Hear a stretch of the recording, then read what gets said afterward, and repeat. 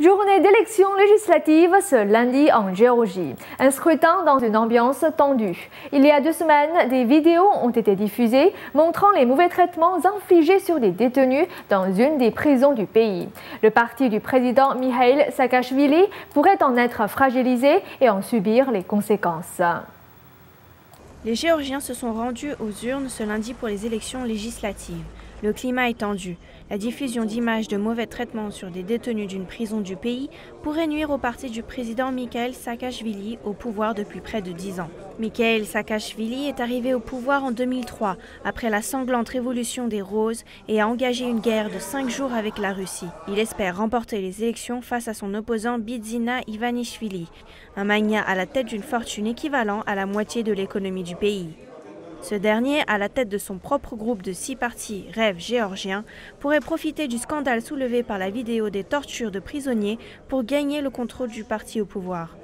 Cette vidéo a été diffusée sur 2 chaînes d'opposition, dont l'une appartenant à Bidzina Ivanishvili, et a remis en question l'image de l'actuel président qui pose en réformateur et se targue d'avoir balayé la corruption héritée de l'ère soviétique. Bidzina Ivanishvili s'est servi de la controverse pour accuser le président sortant de ne pas protéger les droits et les libertés des citoyens.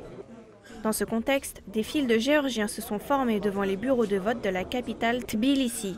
Certains espèrent le mieux pour le pays. Tout le monde veut la paix, moi aussi bien sûr. Ma famille et moi-même souhaitons un meilleur avenir.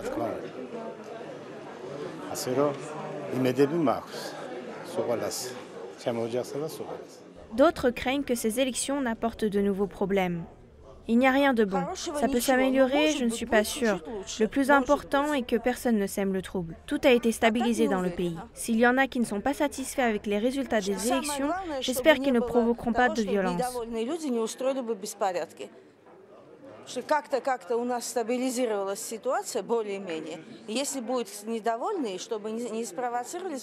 La Géorgie compte 4,5 millions d'habitants et représente un point stratégique dans le commerce du gaz et du pétrole avec l'Occident.